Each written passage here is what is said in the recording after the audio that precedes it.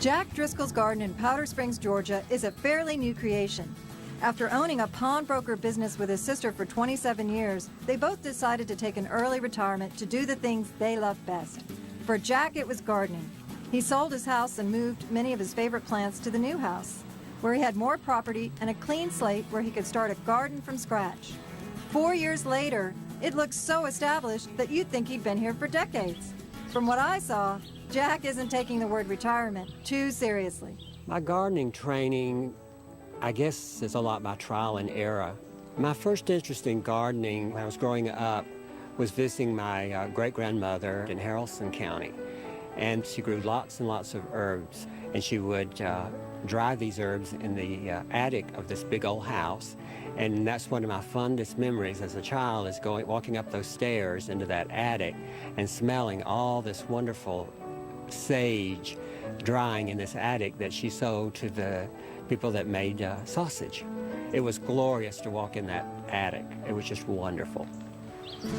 Jack's garden has a combination of bright sun, especially in the area along his driveway, and deep shade where he can indulge his love of what seems to be his favorite plant, the hosta.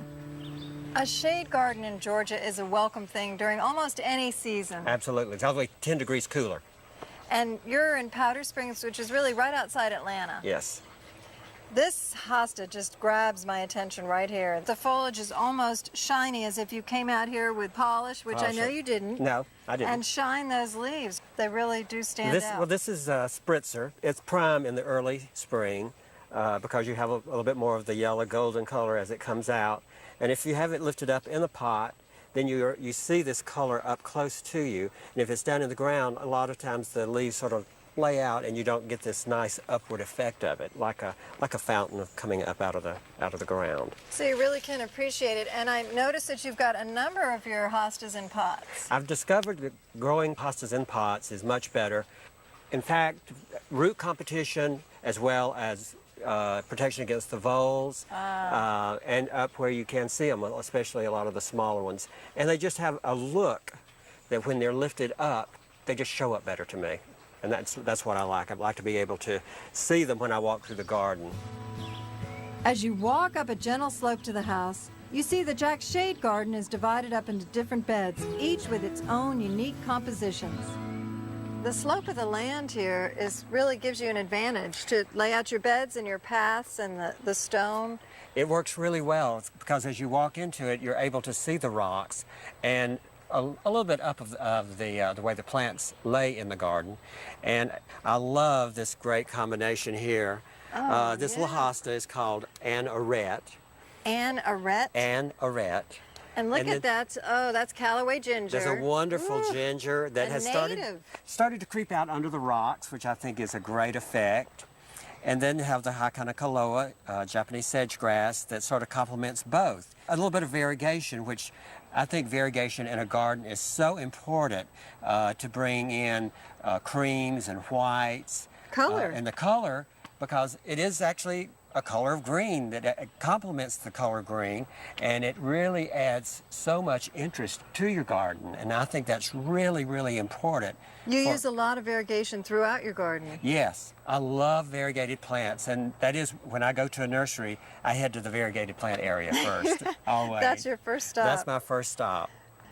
So you started this garden with just these trees. There was nothing here. And when you moved the plants, you just placed the pots around, or what did they look like? How did you know what to do? Well, I laid the rocks out first, and then I brought in a blended soil and built the beds up. And then during the winter, I took the black pots, and I had labeled my pots as I dug them up, and planted all the pots, hoping that when the spring came, that the garden would look okay. Wow. And fortunately, it did. I only had to move just very, very few plants out of 1,000 pots, so I thought I was pretty lucky. That's impressive. So you moved all these dormant, and here it is in just 4 years, looking like a well-established garden. I'm very fortunate. I'm very fortunate. Coming up next, think it's impossible to have a red perennial in a shade garden? Well, think again. And later, one man's treasure is another man's hosta. Stay with us.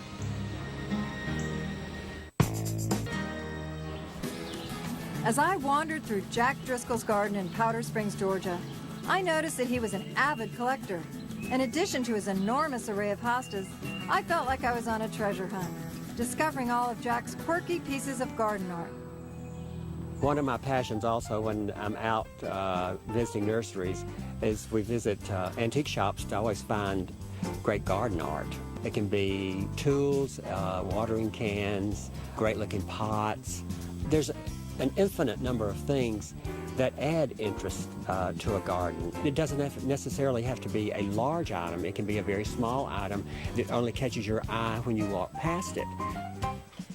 This garden looks to be as much about texture and foliage as it is about blooms. Absolutely, and I think that's the thing about shade gardening is that even though you have shade and not a lot of plants, you can still have a lot of color because green comes in a lot of colors. It does. Look at that one. This is a little gypsy so boa cute. that is a really a cute little hosta that grows in a pot. Gypsy boa? Gypsy boa. Now, when you say you grow it in a pot, Jack, we're in zone 7, but you don't worry about leaving them out all winter or freezing and thawing or... They actually do better. Their roots like to be cold because up north the hostas grow larger. So in the ground here a lot of times their roots don't get as cold. And so as long as you don't let the pot dry out during the winter, then your hostas are going to do really well in pots. So even though it's cold, people, I've often said that, shouldn't forget to water once things dry out. Exactly. It shouldn't be dry. Now you've introduced a sort of an invasive little ivy there. Is that gold heart? Gold heart. And I am already pulling out a little around the edge. But it gives really adds a punch. Right. Gives it a little punch, a little lightness in the garden. Oh, this really grabs my eye. Something about the little ones. They're so charming, but yet they really have a lot of interest. I think a lot of people really like the small ones, and they do really well in pots. That one's called stiletto. Stiletto, like shoes. Like shoes. And much more appealing to me than stiletto shoes. Absolutely. Much more comfortable. And another tall one is this one here called Heart's Tongue. It's a very tall one, and it has also the stiletto and plain capitan. And it's nice to group the small ones in pots for a nice combination. Across the driveway from the shade garden, a bright spot of color got my attention. Chartreuse, golden, yellow. That color is so popular in gardens and with good reason. This is stunning. Absolutely. Well, it really brightens up a garden. And especially in a shade garden, you're looking for something that will brighten up an area. And this golden bamboo, especially if you keep it in a pot. Is it an invasive bamboo? It can be. Golden bamboo. And does it keep this color all season long? All summer. How about hardiness? Do you leave it in the pot all year round? And here in zone 7? And it's fine. Totally fine? Absolutely. And what happens as the season progresses? I see this. It's darker when it first comes out. So and then rich. And the sun hits it and it'll turn more of a vanilla color toward the end of the summer. And then the leaves, I let the leaves stay on it during the fall. And then in the spring, when you first start seeing the little green come up, I just shear it back. Shear it back to the ground. Shear it back to, and then it comes back out. And it doesn't get any taller than this. This is as tall. That's perfect. It's as tall as it gets. So you get this wonderful color, and it's a low maintenance bamboo. If you keep it in a pot. Absolutely. Jack, you've got the bamboo placed perfectly, so when you come through the arbor, yes, that's what you see. And wow, this combination over here, Jack, this native plant that's Spigelia marilandica or Indian pinks. Indian pink. Why do they call it that? I think it's because to do with the roots? The roots pink. Spigelia has the effect of almost a pretty extended bloom because you get the red and then the little yellow part opens. So how long does that stay in bloom? Probably about 3 weeks, and it's really nice to have red in the garden that's a perennial. Usually you can only have annuals like impatiens or something, so it's nice to have a perennial that has red in it. And that's native. That is native. And it does go so well with the red and the Tavara. It does pick up a little color, a little echo there. Beautiful the way the two weave together. It worked out great. And then the Fallopia behind it picks up a little bit of yellow in the Tavara. Sometimes it can be a little bit invasive, but it's easy to pull out.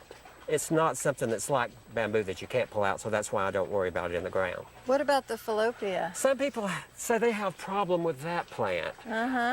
It's been in the ground for 3 years, and this is as big as it's gotten. Wow. Coming up, a prize-winning hosta with a colorful streak when a gardener's diary continues. Stump. It was obvious from touring Jack Driscoll's 2.5 acres that he takes his gardening seriously. He's a graduate of the Master Gardner program and delights in hunting down rare plants for his garden. You've got lots of unusual plants. This looks like Toria. It is. I'm very surprised. Most people don't recognize this. They think it's taxus. Only a plant nerd would probably recognize this tree, and we found it at Santa Rosa Beach, Florida, and there was only 3, and we got all 3 of them, and they are all 3 living. 1 is living in Middle Georgia, and 2 in this area. And it's in a big pot It's in a very large pot, and I don't want to take it out of the pot because I'm afraid something would happen to it if it came out of the pot. It is done so well in the pot. The new foliage is that lighter green, and then you've got the darker green. Right, and it's just a soft foliage coming when it comes out. Is it native to Florida? Native to Florida on the Altamaha River. And that's the only place in the world that I think it actually grows native. You have an infinite number of varieties of hosta throughout your garden. Just everywhere I look in the shade, you've got hostas in pots, hostas in the ground. And where I can find a spot, I'll stick one. And this intrigues me with the stems. The red They're petioles, so... yes. This one's called One Man's Treasure. It's such a distinct hosta because of the red stems, and it comes up even actually into the leaf. It has little red spots that comes up in it. Look at It has that. a very glossy leaf. The veins in the leaves are very distinctive, and even the back Look at is very that. shiny. Ow. It's wonderful hosta, and it was the best in show winner at this year's Georgia Hosta Cutleaf Show. So you actually cut the leaf with the petiole and you take it to a show, and there's all these other people that do the same thing. Yes, and imagine that. everything about it is attractive, And it's called One Man's Treasure. And Well, it definitely is my treasure. Your treasure. My And you treasure. won the ribbon. Yeah, I so won Best in Show with this one this year. Well, does it always look this good? So far, this is its 3rd year, and it gets better every year. So it is definitely a treasure. For most people, a long driveway is just a functional necessity. Jack has made his a focal point by densely planting from the street all the way to the back of the house. When I first pulled into the driveway of this house, there was nothing on either side of the driveway. On the left-hand side of the driveway, they had these beautiful rock walls, but there was nothing planted, not a single plant or shrub. And I said, what a great backdrop. So that's been my goal ever since, to draw attention to the wall through the plants. You've got a large, expansive space here, and you've done a great job of integrating both herbaceous plants and shrubs and some evergreens. Yes, that's what I've tried to do, and especially so you'll have some green in the winter. This little sarissa is a charmer. It with is. its variegated. I like the variegated selection with the white flowers It especially. just blooms its heart out for you. And it's evergreen. Evergreen, that's right. Anything you have evergreen is wonderful. There's one plant that everybody that comes to the garden loves, and it roots very easy. So I said, well, just pinch a little piece off and carry it on with you. And so lots of people carry that one home from the garden. And that physocarpus, I like the way you're using the foliage color. Yes, I love that color. It gives sort of a jump out that contrasts with the other things around it. And Stella d'Oro, I know this daylily's been around a long time, but it's one of those that it's popular with good reason. It really performs. Workhorse. Look at it, it's just a workhorse. It's a workhorse. Covered with buds. You don't deadhead it. Right. I'm assuming you don't Right. deadhead it. Just But I'm surprised to see hostas in an area that seems to be very sunny. You get enough shade later good in the shade day? by 2 o'clock, and so a lot of the gold ones will take more sun. So the gold take a little bit more sun than Yes, the blue ones? yes. In fact, the blue will totally fade out if you have it. That one's pretty gold right there. That one is a great one. Every southern garden should have that one. That's squash casserole, and it does really well. So even if you don't like squash casserole, you need to have squash casserole in your Absolutely, garden. absolutely. And phormium is a great architectural plant. Right. Even Look though at we do those- have to protect it and take Look it at those in, leaves, though. they are just wonderful for the texture that it gives in the garden, Mm-hmm. the height. So I take it in every winter. And this is a beautiful piece. Great This- brown pot from the Dalton Company. There was a water purifier for a ship Wow. from the 1800s. I think it's a great That's pot. wonderful. And a little bit of variegated foliage and a fern. I'm really surprised to see royal fern. And it does well. It does well on the hill. So this is a good way to handle such a large expanse. If you try to do just herbaceous plants or perennials, you'd really... Well, you'd have to work yourself constantly, but if you mix the evergreens in there, then you can let the perennials come up in between them, and you've got a base for the perennials, and then the perennials are going to bloom and give you some color in the summer. So it works out great. And such a great, when you have a wall, it's a nice way to get up close and view Yes, things. and you don't have to bend over so far for the fragrance. Things are looking up in Jack's garden as it gives us a new point of view on some old favorites when a gardener's diary continues.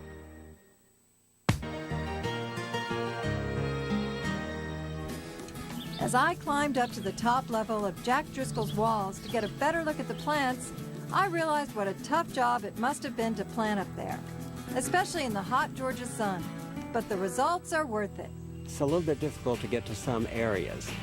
You can't pull a truck up on there. So you take a bucket and a plant and hike up the hill and try to place it and then go back down the hill and see, have I got this plant placed right, and then put it in the ground. Having a wall gives you, I think, a sort of a head start and advantage because you've got a stage to layer things and really appreciate plants from different perspectives. Exactly, a different perspective, because you've got a whole different look from this level looking up at any kind of plant. Right. Because the grass here is this way, and then up here it's flowing over. And you can have things even drape over, like some of the ivies. And you can keep the ivies under control on a wall. And it keeps these plants along here warm, so you can grow a few more things back here than you can't grow out in the open. So your own microclimate. Yes, have a little microclimate back here. And plants can drape over, but you really get to appreciate the different layers. You get that layered effect. You really gives do. your garden a bigger feeling. It does, and the one plant that I love, the Dutsia up there, it sort of leans, and when you have a Dutsia that's ground level, you can't see the flowers. Right. And I love to be able to see the flowers on the Dutsia. And you can look right up into the throats of the foxgloves. Exactly. And the foliage combination here with the Persicaria, that's Red Dragon? Red Dragon. And the Tovara. Works well together. Beautiful. Oh, and the sculpture. The wind sculpture called Desert Flame, and it's wonderful to be able to look out the kitchen window and see it moving in the mornings with a nice breeze blowing through. And this cat, what a perfect contrast, a turquoise cat and a burgundy Japanese maple. Yes, it works well. Look at this hosta. Oh, this is my biggest. This is a big hosta. The biggest hosta I have. Look at that. And with rainwater all over it, it's so pretty the way it catches the water. And this Blue Angel, and there's still a little bit of blue That's on one there. plant? That's one plant. Blue Angel is one plant.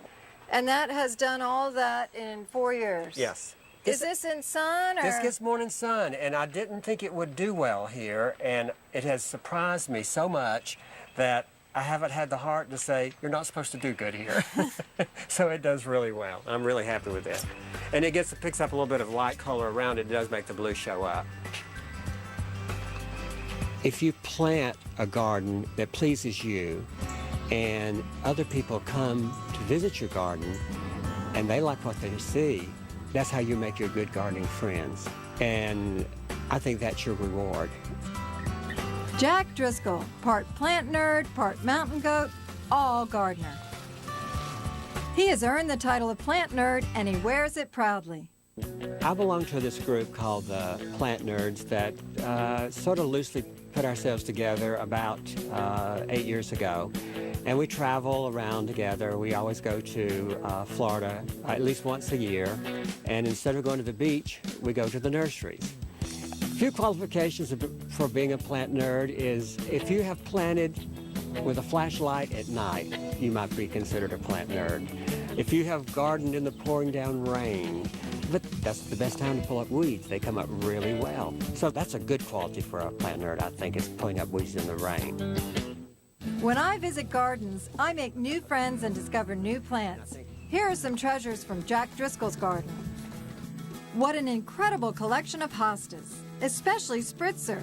If you plant one up high on top of a wall, it would cascade down and look like a fountain. How fabulous. And speaking of fabulous, another plant I went crazy over in Jack's garden was a golden variegated bamboo. I think it's one of the best plants I've seen for lighting up a shade garden. It almost looks like it would glow in the dark. I also found the little hosta called stiletto to be absolutely charming. I love the wavy leaves. Very different. After I came across Indian pink in the garden, I kept thinking that everyone who has a shaded area should grow this wildflower. After all, there aren't that many red flowers for shade that come back year after year, and not many that attract hummingbirds. Another way to have red in a shade garden is to plant one man's treasure. Even if this hosta didn't have red stems, I'd buy it for its name alone. If you want to be inspired, visit someone else's garden. You never know what you might find. Join us again on A Gardener's Diary.